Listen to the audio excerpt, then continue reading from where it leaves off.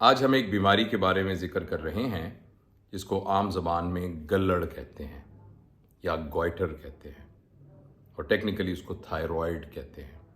آپ نے بہت سارے لوگ دیکھے ہوں گے جن کے گلے ایسے سوجے ہوتے ہیں اور بڑے بڑے ہوتے ہیں، اور بعض اوقات تو آپ نے بہت بڑے بڑے سائز کے بھی دیکھے ہوتے ہیں۔ اس کے بارے میں آپ کو بتانا چاہتا ہوں۔ دیکھیے، ہمارے جسم میں اللہ تعالیٰ نے گردن میں ایک غدود پیدا کیا ہے جس کا نام تھائرائیڈ گلینڈ ہے۔ یہ بالکل ایسے ہیں جیسے دو پتے ہوتے ہیں، بالکل ایسے، ایک اس طرف ایک اس طرف، اور وہ درمیان میں آپس میں جڑا ہوا ہوتا ہے۔ اور یہ جو چھوٹا سا گوشت کا ٹکڑا ہے یہ بہت اہم ہے۔ یہ ایک کیمیائی مادہ پیدا کرتا ہے جس کو تھائروکسین کہتے ہیں، اور یہ کیمیائی مادہ ہماری زندگی کی نشو و نما کے لیے اور ہماری زندگی میں ہونے والے بہت سارے جو کام ہیں ان کا ہونا بہت ضروری ہے۔ اس سے آپ اس بات کا اندازہ اس سے لگائیں کہ کچھ بچے ایسے ہوتے ہیں کہ جب وہ پیدا ہوتے ہیں تو ان میں یہ تھائرائیڈ کے ہارمون کی کمی ہوتی ہے جس کو تھائروکسین کہتے ہیں۔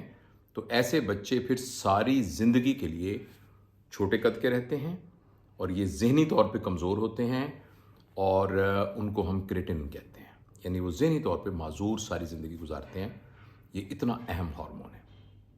اچھا، اور یہ نارملی پیدا ہوتا ہے، اور یہ جو ہارمون بنتا ہے جس سے، اس میں دو چیزیں ہوتی ہیں، ایک پروٹین ہوتی ہے اور ایک آیوڈین ہوتی ہے۔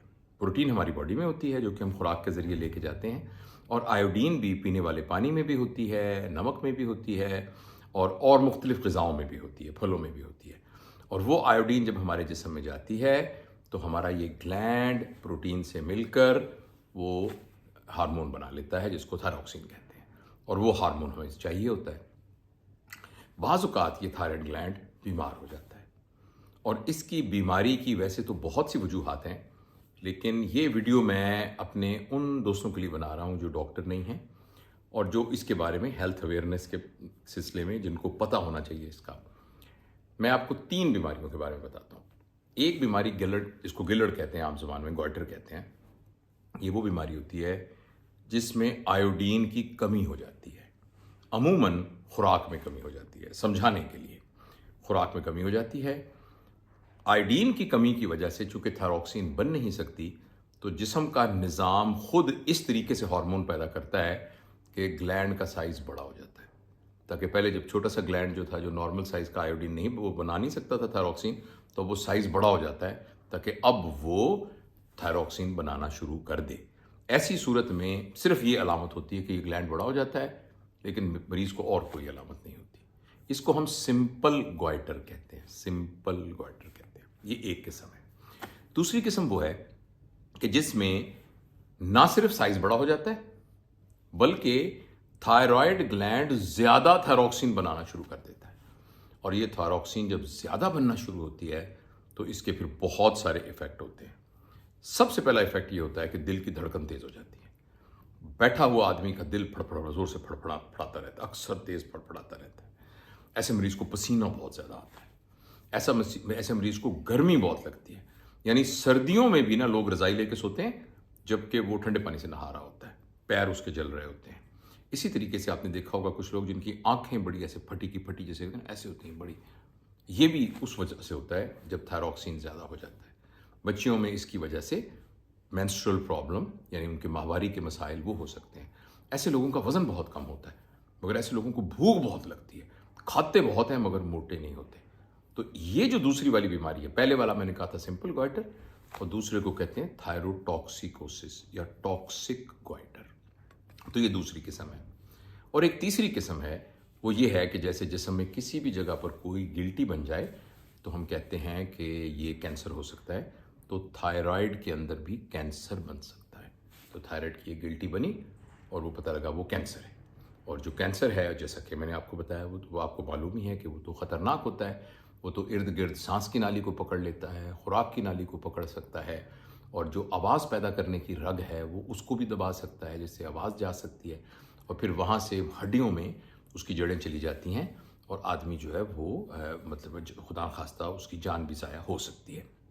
لہٰذا اور بھی بہت سی بیماریاں ہیں، مگر یہ 3 موٹی موٹی بیماریاں ہیں جس کی وجہ سے یہ گلا ایسے کر کے بڑا ہو جاتا ہے۔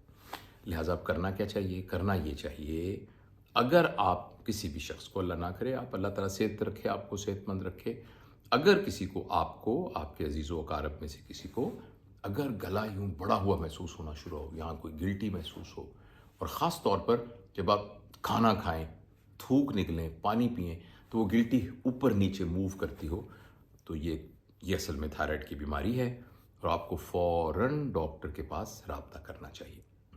अच्छा, इस सिलसिले में डॉक्टर आपके कुछ टेस्ट करवाएगा और टेस्ट करवाने के बाद ये फैसला होगा कि ये सिंपल गॉइटर है, टॉक्सिक गॉइटर है, या अल्लाह ना करे इस बात का चांस है कि ये कहीं कैंसर ना हो।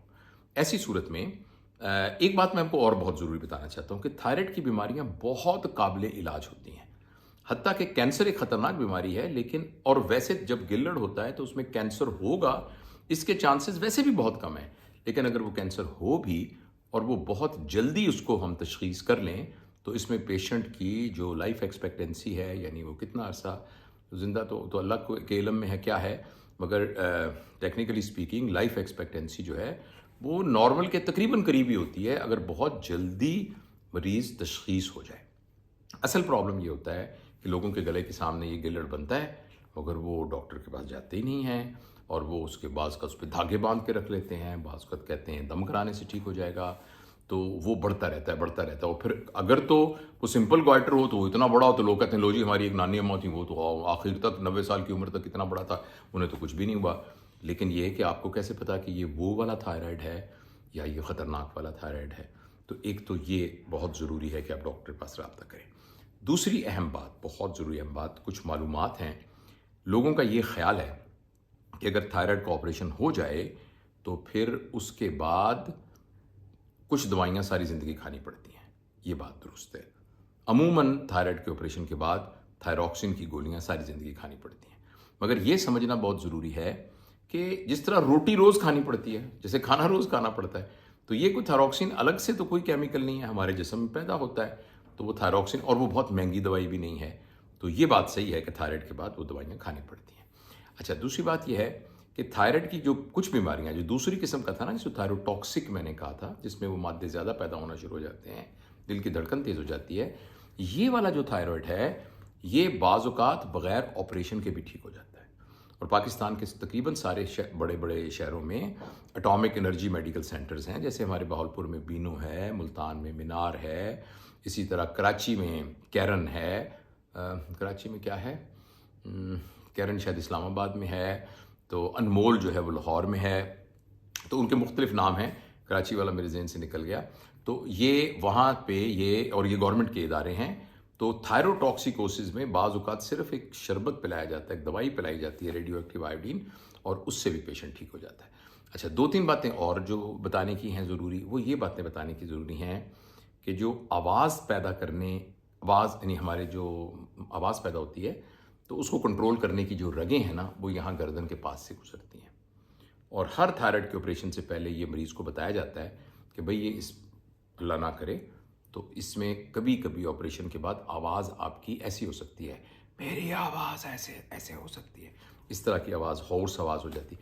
लेकिन मैं आपको यकीन दिलाता हूँ, जो एक्सपर्ट थायराइड सर्जन है, जो ये सर्जरी रेगुलर करता रहता है, उनके हाथों में इंशाल्लाह बहुत सेफ़ है थायराइड की सर्जरी, और बहुत कम ऐसा होता है कि ऐसा हो। और ख़ासतौर पे जो कैंसर के अलावा वाले थायराइड के ऑपरेशन हैं उसमें इसके चांसेस बहुत कम होते हैं अगर एक्सपर्ट सर्जन उसको ऑपरेट करे। दूसरी, इसी तरीके से ये भी एक ज़रूरी है कि जो कैल्शियम को कंट्रोल करने वाले ग्लैंड हैं वो भी गर्दन में ही होते हैं, जिनको पैराथायराइड कहते हैं, और बाज़ औक़ात अगर सर्जरी थोड़ी केयरलेसली की जाए तो बॉडी में कैल्शियम की कमी भी हो जाती है, और फिर कैल्शियम बाद में खानी पड़ती है, और कैल्शियम की कमी की वजह से हाथ पैर का मुड़ना और ये वाली अलामात भी हो सकती हैं। ये मैंने मालूमात मुकम्मल करने के लिए आपको ये बातें बताई हैं। इन 2 बातों से आप डरिएगा मत, क्योंकि एक्सपर्ट सर्जन जब करते हैं तो इन चीज़ों को मद्देनज़र रख कर करते हैं। ये बात आप ज़रूर ज़हन में रखिएगा कि थायराइड जब बहुत बड़ा हो जाए तो वो एक तो देखने में बुरा लगता है, दूसरा आपकी जो नॉर्मल मोबिलिटी है उसमें फ़र्क पड़ता है, तीसरा जब ये बहुत बड़ा हो जाए तो ये खुराक की नाली पे प्रेशर डाल सकता है, सांस की नाली पे प्रेशर डाल सकता है, और अगर खुदा ना खास्ता कैंसर हो तो आपकी आवाज़ इससे जा सकती है। तो ये सारी की सारी चीज़ें जो हैं और वो हो सकती हैं। लिहाजा हमारी आज की इस गुफ्तगू का ख़ुलासा ये है کہ اگر آپ میں سے کسی کو خلاصہ بتانے سے پہلے ایک بات اور، کہ جو بچیاں گرو کرتی ہیں نا 12 13 14 سال کی عمر میں ہوتی ہیں، تو عموماً بچیوں میں تھائرائڈ تھوڑا سا بڑا ہو جاتا ہے، جس کو پیوبرٹی تھائرائڈ کہتے ہیں۔ ایسی صورت میں پریشان ہونے کی ضرورت نہیں ہوتی، یہ اکثر خود بخود ٹھیک ہو جاتا ہے۔ تو لہٰذا اگر 12 13 سال کی بچی میں اگر ایسا ہو اور تھوڑا سا بڑا ہو تو وہ پیوبرٹی گوائٹر ہے، کیونکہ بچیوں کے جسم میں تبدیلیاں ہوتی ہیں تو اس میں پھر ان کو اس ہارمون کی ضرورت زیادہ ہوتی ہے۔ تو یہ ایک بات اور تھی جو میں بتانا چاہتا تھا۔ تو خلاصہ ہماری اس گفتگو کا یہ ہے کہ اللہ نہ کرے آپ کو اپنی گردن کے سامنے کوئی بھی گلٹی محسوس ہو، خاص طور پہ جب آپ گھونٹ بھریں اور پانی پئیں اور وہ ہلے تھوڑی سی، تو فٹافٹ ڈاکٹر کے پاس جائیے۔ اور ہو سکتا ہے وہ آپ کے ٹیسٹ کرا کے کہے کچھ بھی نہیں کرنا، ہو سکتا ہے ٹیسٹ کرا کے کچھ دوائیاں دے، ہو سکتا ہے آپ کو سرجری کے لیے کہے یا مزید ٹیسٹوں کے لیے کہیے، لیکن ایک صحت مند زندگی کے لیے یہ بہت ضروری ہے کہ آپ اس کو اگنور نہ کریں۔